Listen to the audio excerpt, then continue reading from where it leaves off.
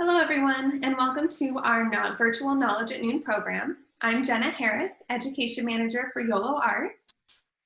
Just a reminder, please mute your microphone and video so we can ensure a smooth streaming experience for all.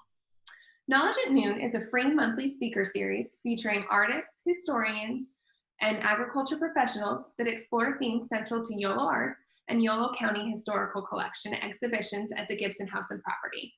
Today's talk will be given by Rebecca Riggs, an architectural historian and member of the Yolo County Historical Collections Committee. But before we get started, I have just a few announcements about upcoming Yolo Arts events. First, join us live this afternoon on Facebook at 4 p.m. for a virtual preview of Memories of a New Future, now on view at the Barn Gallery. Examining this moment of shelter in place, 7 artists explore the theme of embarkation and the hopes, dreams, and fears of setting off into the unknown. This exhibition is open to view every Thursday from 4:30 to 7 p.m. and on select Saturdays. This afternoon, during our Facebook Live, we will also debut a new mural at the Gibson House and Property, Our Family History, by winners of the Yolo High School Mural Competition, Kyra and Alyssa Hanna. Finally, don't forget to get your shovel tickets, now on sale for our 13th annual Art Farm Gala on October 10th from 6:30 to 8 p.m. A virtual art farm can be enjoyed from the comfort of your living room, where you can harvest artwork, bid on the silent auction, watch video presentations, and enjoy music by DJ Shar Ramos. Pre-ordered picnic boxes filled with Yolo Bites will be available for purchase to enjoy during the gala. Visit yoloarts.org for more information on the event. Now back to today's Knowledge at Noon. We're going to host a moderated Q&A at the end of today's presentation. To submit a question, please click the chat icon on the bottom of your screen, or if you're joining us by phone, click More and then Chat. During the presentation, I will monitor questions and compile them to discuss with Rebecca at the end. I'm going to go ahead and turn it over to Curator of the Yolo County Historical Collection, Yulia Bodaniu, to introduce today's speaker. Hello, thank you, Jenna. Welcome, everyone. We have Becca Riggs with us today. She is an architectural historian with Stantec Consulting Services, where she conducts historic resource inventories and records findings, evaluates historical buildings and structures and landscapes to current professional standards, in addition to performing archival and historical research. Becca graduated from Monmouth College with her BA in history and received her MA from California State University in the public history program with a focus on architectural history and historic preservation. She has also been a tremendous asset to the Yolo County Historical Collection and the Gibson House property as a member of the Historical Collection Committee. She has assisted in de-accessing items within the collection over the past year and has been tremendous to our work also. So Becca's wide breadth of historical knowledge and deep understanding of preservation has made her a joy to work with on the committee. And she also will be speaking to the historical assets of Yolo County as well, and hope you enjoy her talk. All right, take it away. Thank you. All right, thank you, Yulia. Just have to wait for, oh, Jenna, you already switched it over, okay.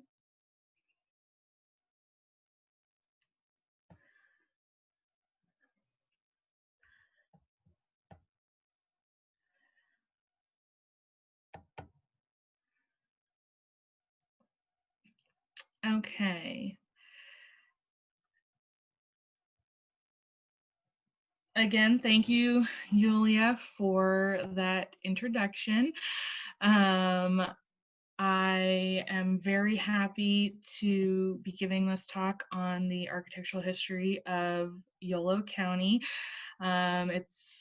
Was supposed to be in conjunction with the Stroll Through History, which is typically something that is done in Woodland in September. Unfortunately, this year was canceled because of the ongoing pandemic, but we figured we could still have a conversation about historic properties in Yolo County, and really how properties are determined eligible as a historic property. So I am going to mainly focus on that, but I did want to start off with some discussion about the history of Yolo County and how it got its start.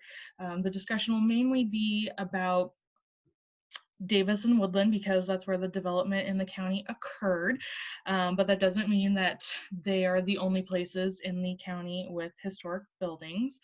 So in early Yolo County, the area of Yolo County was originally inhabited by the Patwin Band of the Winton tribe of Indians, but Euro-American settlers arrived in the Sacramento Valley in the 1840s, and Yolo County was one of the original 27 counties created when California became a state in 1850. Yolo County did remain largely undeveloped until about 1857 when Frank S. Freeman arrived from Missouri and acquired 160 acres of land in present-day Woodland, and he began to develop a town site there. Around that same time, Jerome and Mary Davis were operating a cattle ranch on the site of present-day Davis, and in the 1860s, seeing an opportunity to use the agricultural resources in the area, the Central Pacific Railroad arrived and had stops built in Woodland and Davis, which led to them becoming the larger cities in the county, with the smaller towns like Winters, Knights Landing, and Dunnigan catering to the more rural areas. Woodland became the county seat in 1862, and this spurred a wave of development of new houses and businesses. Once the railroad operations began through the area, Yolo County became an important agricultural center, providing the Bay Area and northern parts of the Sacramento Valley with produce and livestock. After this, both the major cities in Yolo County of Woodland and Davis continued to grow to support the surrounding agricultural communities, with Woodland becoming an incorporated town in 1871 and followed by Davis in 1917.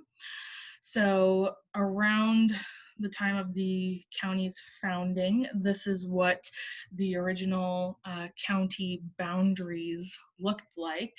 And then by the time more development was occurring in 1900, the county took the shape that it retains today.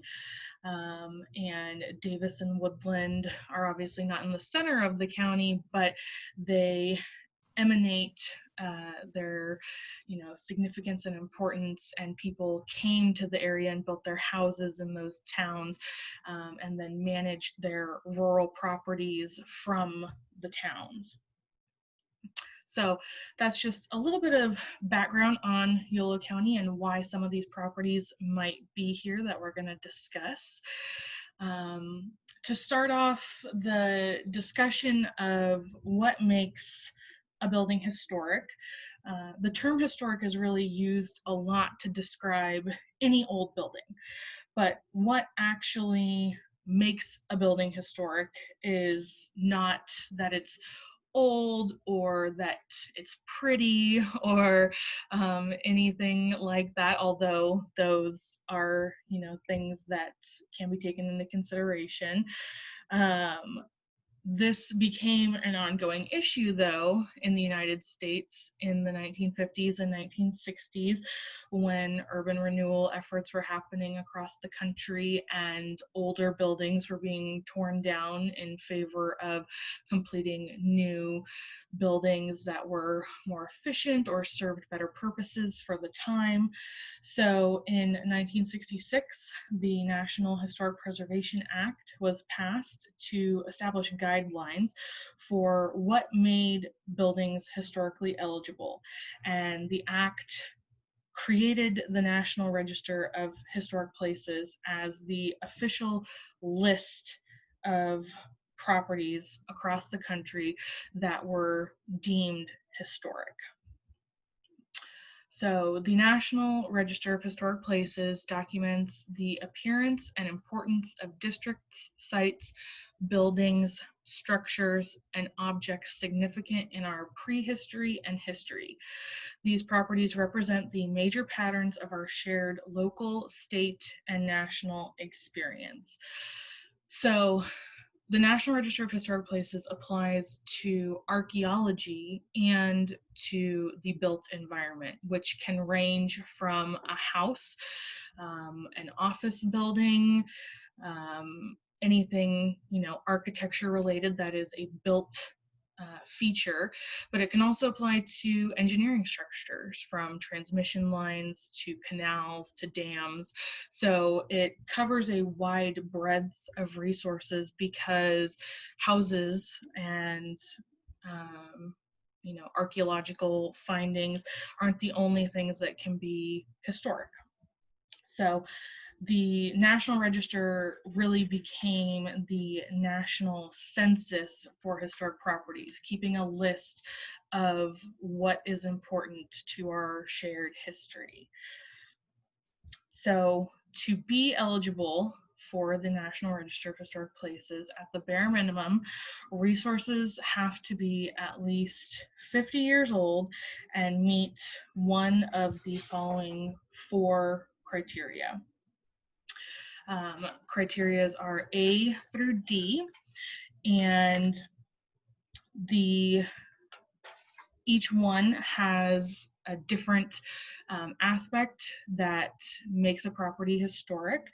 A property can be eligible for the National Register under more than one criteria, but it can also only be under one. So criterion A is for events that have happened in history, a building that is important with development of a town, or development of a transportation system through a rural area. Criterion B is associated with lives of people that are significant. So a house that Mark Twain lived in, or a building constructed by a famous architect. Criterion C is for architecture and for design. So if something is a significant example of a specific style of architecture, and also applies to the work of a master, so if it was done by a historic architect. And then criterion D is for archaeological resources, for finding places and sites that may have the ability to yield historic importance if you dig for the resources. So when assessing properties for the National Register of Historic Places, they need to be significant within their historic context. So in Yolo County, that means built resources are likely significant for their association, or can be found significant for their association with agriculture or the development of one of the towns. So that means that reliable historical resources need to be available to make a determination on a resource's historical significance. So like Yulia said in the introduction, part of what I do in my day-to-day work when I am doing a project and evaluating a resource is that I conduct research at local historical societies, local libraries, in historic newspapers. So there are a lot of things and information you can find that are about the nation at the time and the state at the time, but you always need to go to the local area of a project that you're doing and do research there to find out if the resource would be important to that specific area. So finding primary resources and any information from the area on potentially eligible resources makes it easier to make a determination on whether or not it can be historic. So in Yolo County, there are several properties clearly on the National Register. And with these 22 properties, they have been evaluated. There's a form that exists documenting the history of the structure and the place. And they have been photographed. The picture in this slide is of the UC Davis Animal Science Building. So 22 resources may or may not seem like a lot. There are resources that aren't on this list that some people might think should be. Just because a building or a resource isn't listed on the National Register doesn't mean that it's not historic. It could mean a variety of things. It could be that the property hasn't been evaluated yet. It could be that it's on the California Register of Historical Resources, which is the state's version of the National Register, or it could be that it's on a local register. Davis, for example, has its own list of different properties that are historic in the city, but that are only on that city specific list. So it really just depends on if anyone has taken the time to look at a property, to document the property. And in most cases, it may be because alterations haven't been done to the property.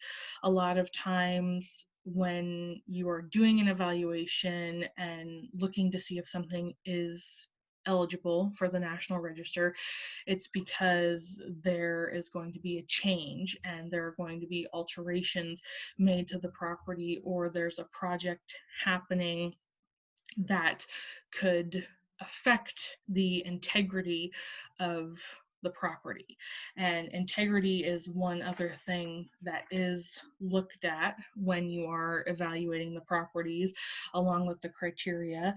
There are 7 aspects of integrity, which are location, design, setting, materials, workmanship, feeling, and association.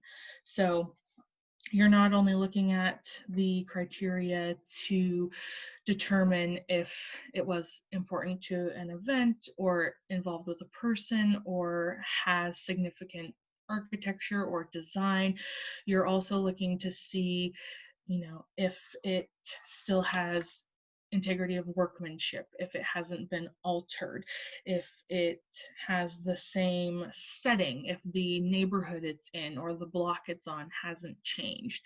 So there are many different things that go into evaluating the property. For these 22, they have each been looked at and found eligible for listing. Interestingly, most of these properties were listed on the National Register in the 1970s and 1980s. There was a big rush after the list was created in 1966 to add resources to it to keep them safe, essentially, and to designate them as historic. There haven't been as many in Yolo County in the 90s and 2000s, but that can always change. New ones are added every year. So for this talk, you'll see the highlighted resources. Those are the ones that I've decided for us to take a look at. The R.H. Beamer House, the Joshua B. Tufts House, and the Yolo County Courthouse. For a lot of these, they are in Woodland, as you might see, so I tried to spread these out and pick one in Davis as well.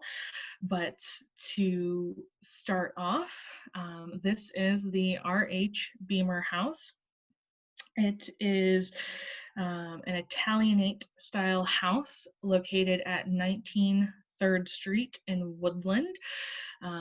So it's just about at the intersection of 3rd and Beamer, ironically. So some may look at the Beamer house and call it a Victorian house. So I just want to touch on that for a second. Victorian is not a style, it's a time period. And the predominant styles during this time were Queen Anne, Italianate, Stick, and Eastlake. So it can be generalized that there are, a lot of Victorian houses in Woodland, and they would be Victorian for the time period, but they would not be that in style. So this is an Italianate example of architecture. It was built in 1876 for Richard and Rebecca Beamer. The Beamer family were a pioneer farming family from Missouri, and prior to having this house in town, they had a more rural homestead property outside of Woodland.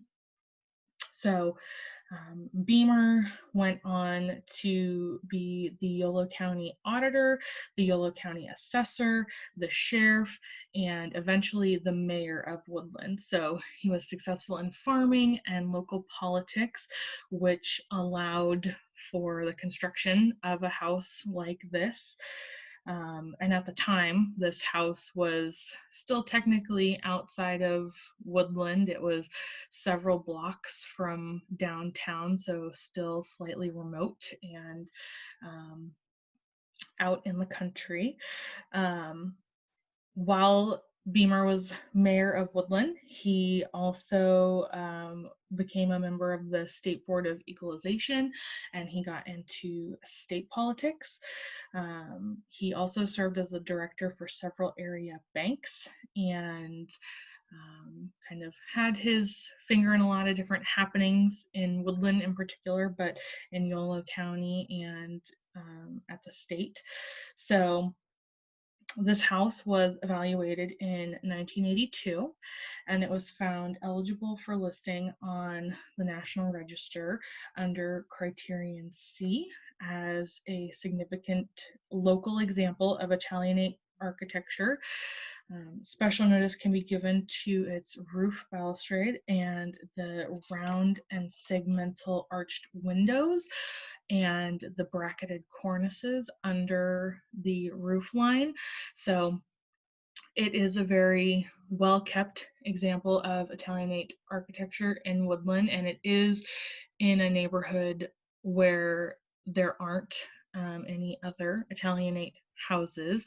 So being eligible under Criterion C for the design and being such a good example of Italianate architecture does make sense.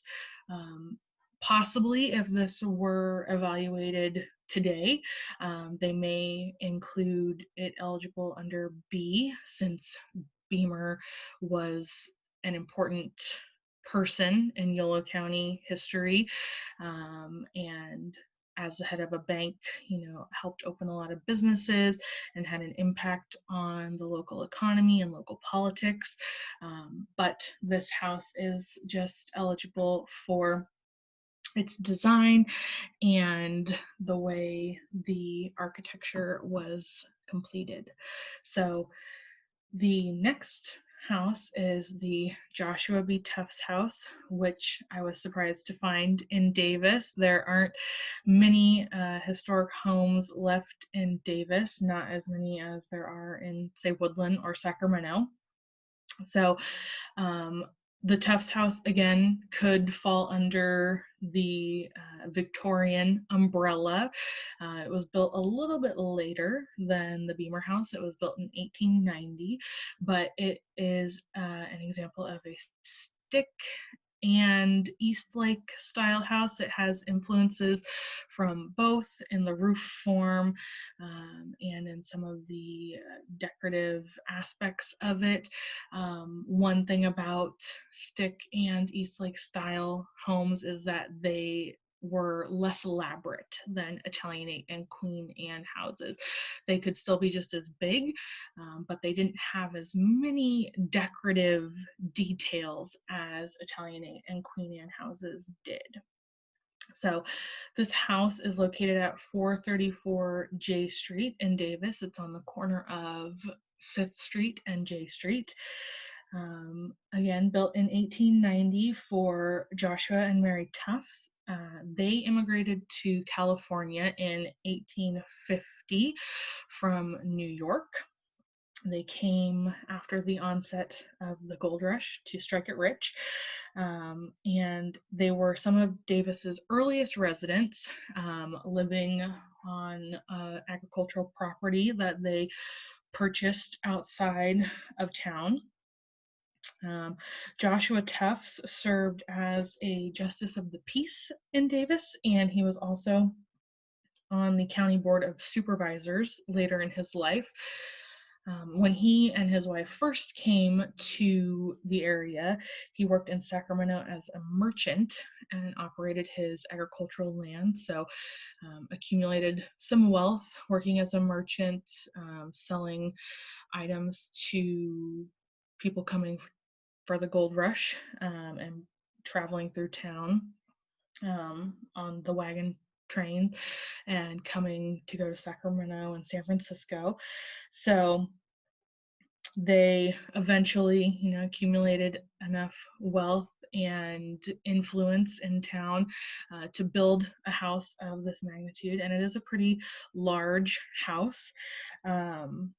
It was evaluated in 1979 and found eligible for listing on the National Register under Criterion A for its contribution to the development of Davis as the town continued to grow in the later half of the 19th century.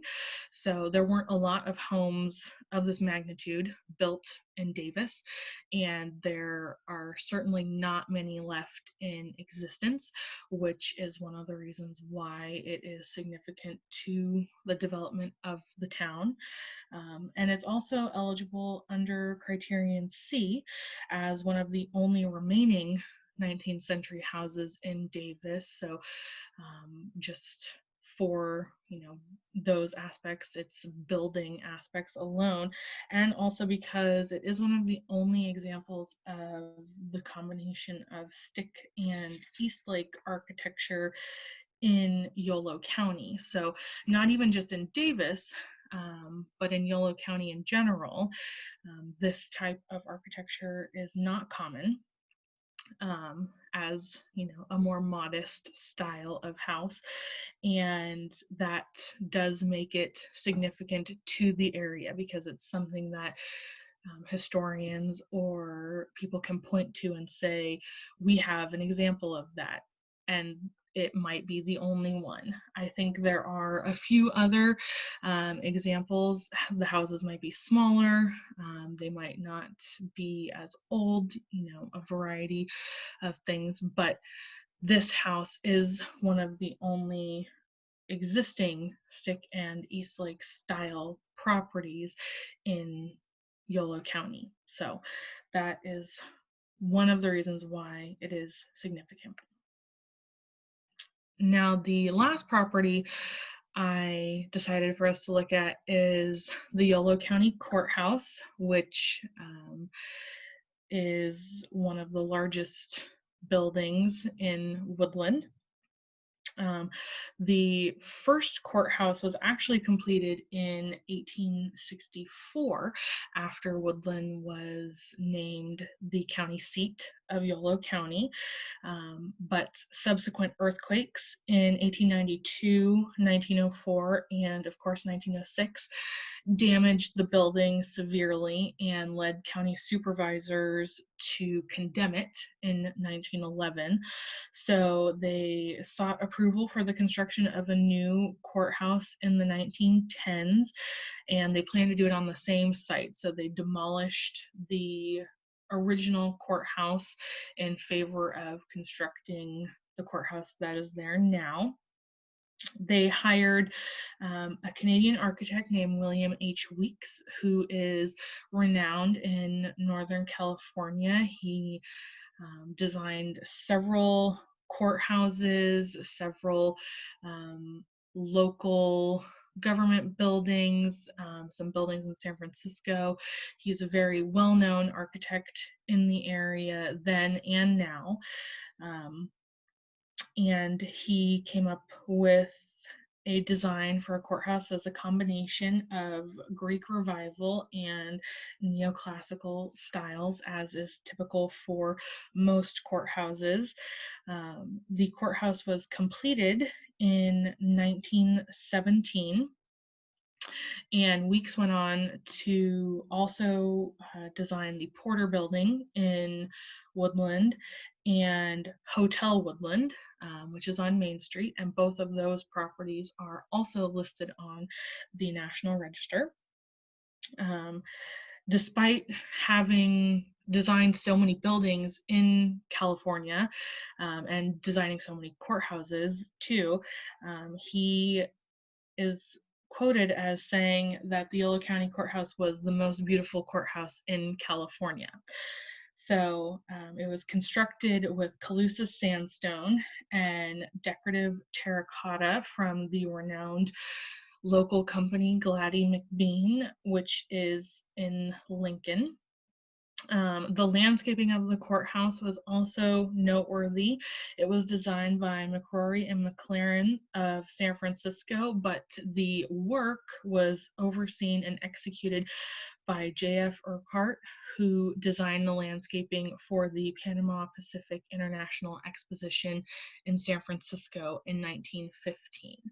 So all aspects of the courthouse were very detailed, and no expense was spared by the county in the architect they hired, in the landscaping, and even in the interiors. They had marble shipped over and imported from Europe, and they had murals painted on the inside of the courthouse by French artist Theodosia Durand.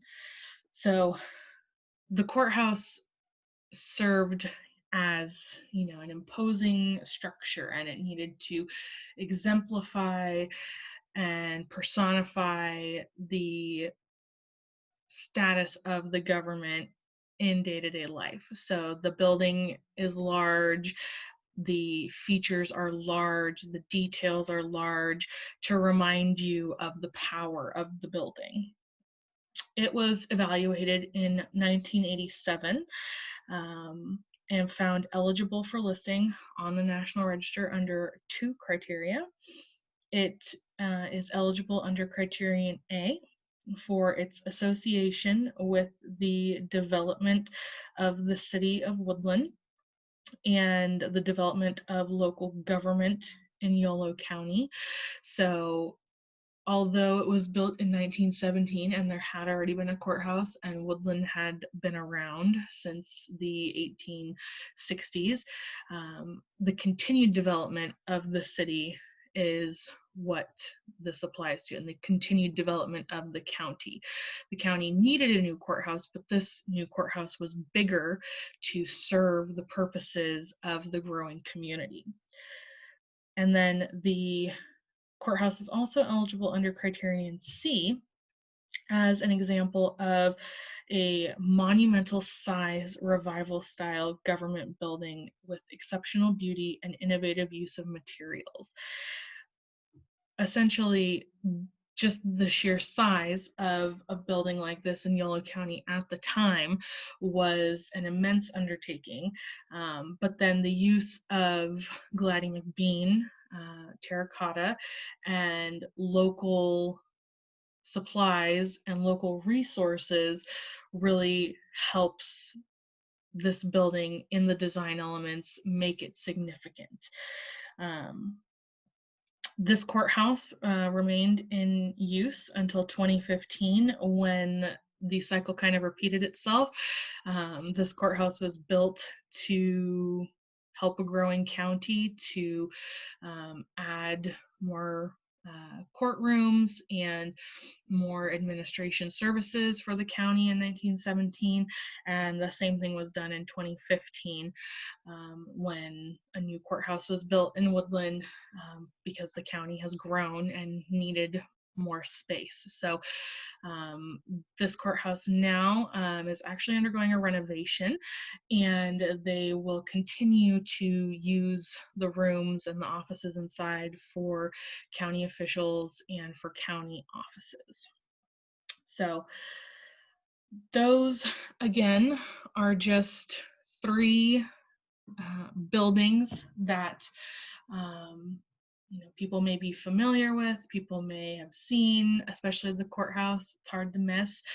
The other properties discussed, if anyone wants to go look at those properties, you can find them at the National Register tool.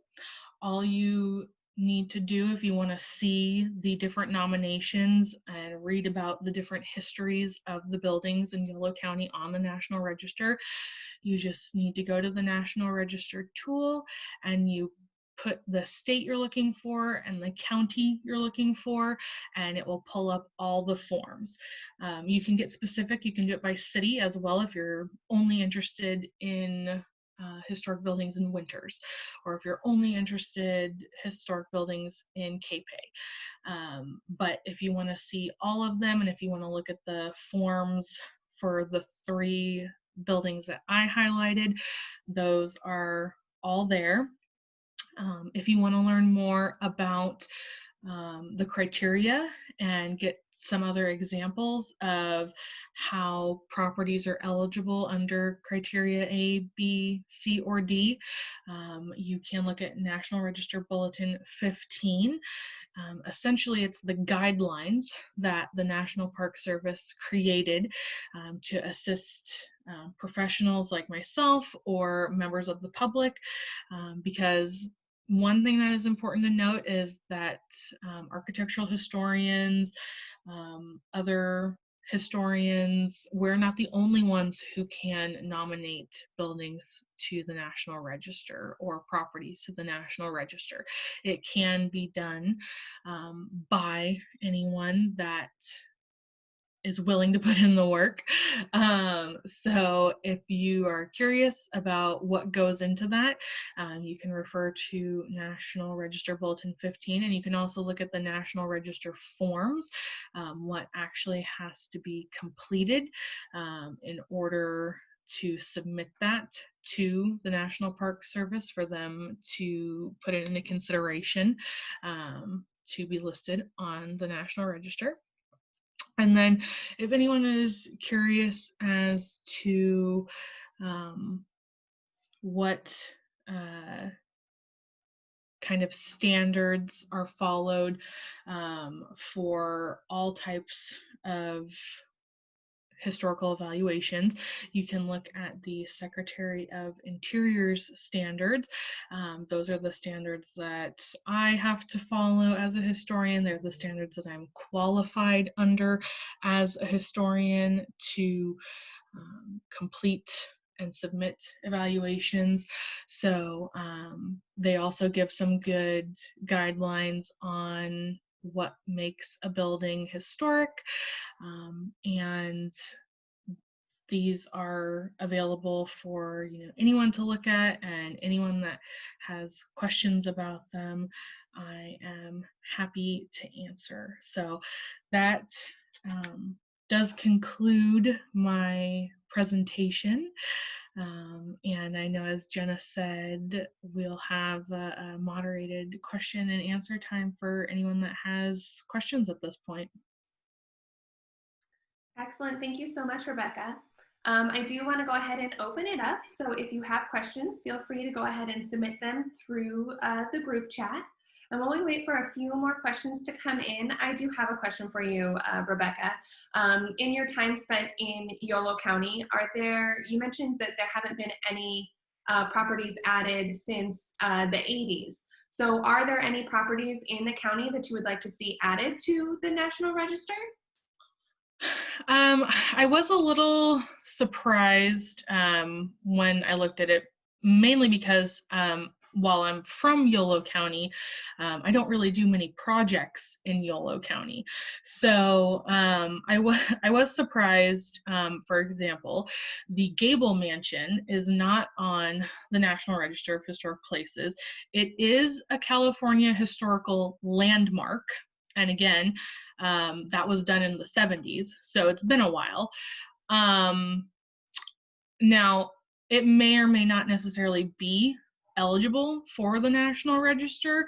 I don't know much about the Gables other than they have, a similar history like the Beamers and the Gibsons of being a local agricultural family. So it would depend on what exactly they had contributed to Yolo County itself, but in another sense, I think the Gable Mansion would just be eligible under Criterion C for its architecture and its design. It's one of the biggest houses in Yolo County, if not the biggest house in Woodland, and it's a stunning example of kind of a mixture of Queen Anne and Italianate architecture that is just kind of shocking that for its design alone, it's not on the National Register. And I think that's probably the biggest one because the entire downtown Woodland on Main Street is a historic district itself. So each individual building might not be eligible, but altogether they are. And it is just kind of interesting to hear, what buildings are and aren't historic, because when you do something like the stroll through history, you say, oh, this is the, historic so-and-so house. But if it hasn't been evaluated and it's not on any kind of list, it may or may not actually be historic. Absolutely. Thank you. I have a question coming in from Lori. At the beginning of the presentation, you showed all 22 properties that are on the registry. And she was wondering which property is the Davis Subway? Oh, that's a good question. And I actually thought about discussing that one. But then I was telling my dad, who did similar work like this, that I felt it would be a little too hard to explain because it's not just a straightforward eligible for its architecture, it's eligible because of its engineering, which gets a little, interesting. So the Davis Subway is the underpass that the train tracks go over, and it's Richards, I believe. It's the train tracks that go over the Richards underpass as you're either leaving or going into downtown. So right next to where Borders, or I guess Whole Foods used to be, depending on how long you've been in Yolo County. So it's just that small tunnel that has the road, and then there's a little tunnel next to it for bikes. So that is on there because it was constructed as part of the Lincoln Highway, and it serves as one of the last remnants of that, and also is one of the only, underpass and train overpass constructions like that in the county. Wonderful. I was actually wondering about that myself, and Yeah, I I'm not sure. assumed you didn't mean the sandwich shop. Yeah, I'm not sure why they called it the Davis Subway because it's very misleading. They should have gone with underpass or overpass or something like that, train crossing, something that, let people know what it actually is. Absolutely. I am noticing that we do have participants that are raising their hand. We would love to hear your questions. If you can go ahead and click on that chat button at the bottom of your screen and submit your question through a typed format, that would be best. I do have a question here from Barbara. She says, does the designation of being on the National Registry protect the property in some way? So if someone is not an owner of, oh, that's a separate question. So I'll leave it at that one first. So that is a hard question to answer because the true answer is no. The being on the National Register can give some semblance of protection. It means that, if you do want to make alterations, make certain changes, there may have to be some sort of mitigation, something that you do to make sure that you're following a set of rules. But the National Register isn't a preservation ordinance. It's not requiring preservation of the resource. So things can be delisted, but even if they are listed, it is up to the owner of the property what can be done to it. So typically, it is hard to demolish or get rid of a National Register property because of public outcry and people not wanting it to be demolished, but it's not impossible. It just because something is on the National Register doesn't mean it can't be demolished. Absolutely. And then Barbara had a second question, that if someone is not the owner of a home or a property, can that person submit the paperwork for evaluation to be on the registry? You can. It's typically best to have the owners okay to do that. For any of the projects I do, we have to the owner of properties have to know what's going on, even if we're working for a utility company or another outside company. You typically don't just want to do it without telling them, but it's also best to just to have a conversation because people a lot of the time think that if their house goes on the National Register, they're going to have to follow certain rules or, things are going to change. And that's not necessarily the case. It's just, documenting your house so that it's there for posterity, basically, so people can know the history of it and know that it existed in case anything ever does happen to it. Fantastic. I'm just kind of curious, as an architectural historian, certainly I assume evaluating structures and things like that are a big draw to you for following this professional path.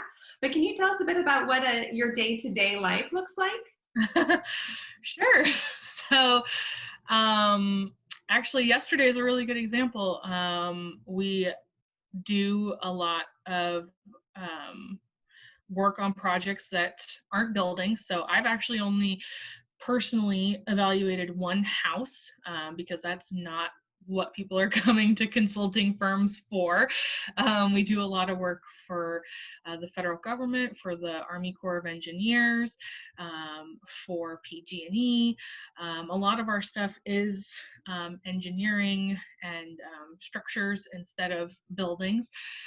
So yesterday I was out doing a survey of a transmission line for PG&E, and that involves mapping different towers to take a look at and to go photograph.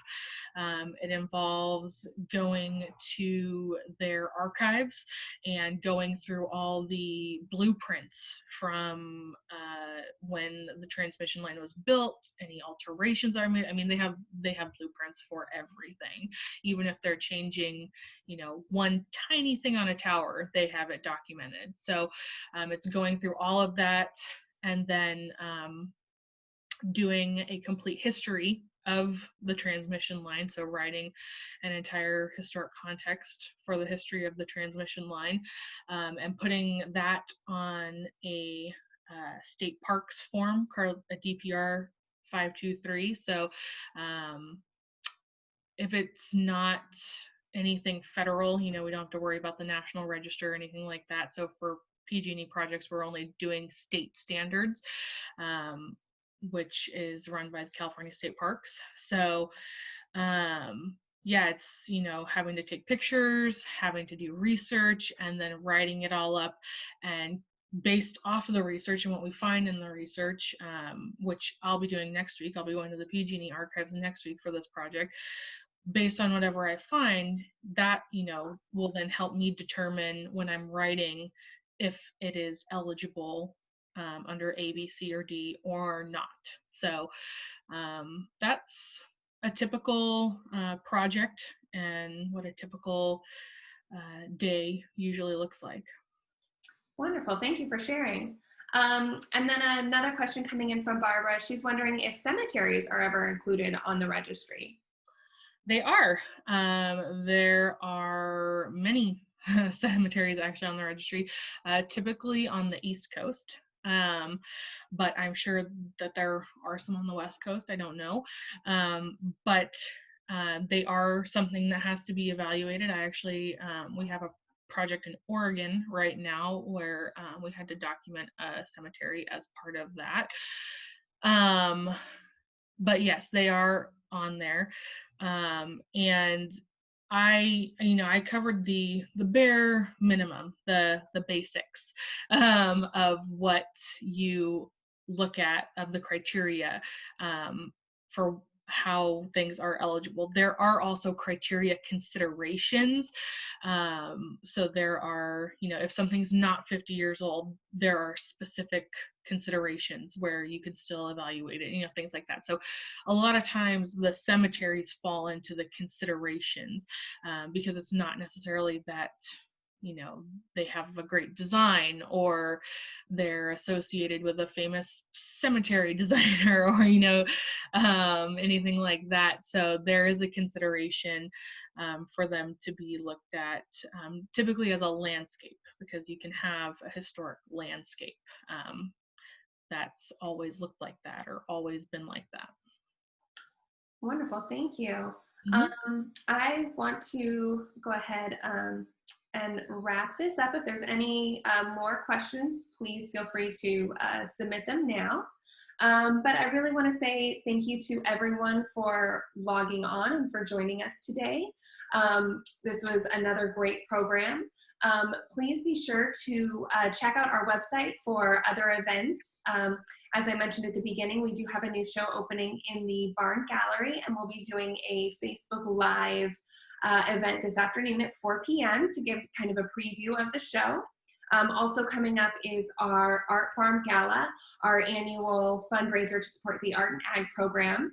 And our shovel tickets are on sale. So just because we're doing our virtual event doesn't mean you can't still harvest your artwork. So please log on and get your shovel tickets. Thank you again so much, Rebecca. This was amazing. And I am excited to take a look at more of the historic buildings in Yolo County. Yeah, definitely. There are a lot to look at. I mean, even though 22 doesn't seem like a lot, that is a pretty decent number, and there's some really interesting history of Yolo County out there that people don't know about. Wonderful, thank you. With that, I'll go ahead and conclude today's event. We hope to see you back next month. We'll be doing some artist talks around the show that's up in the Barn Gallery today. So we look forward to seeing you guys soon. Thank you, Becca. Thanks.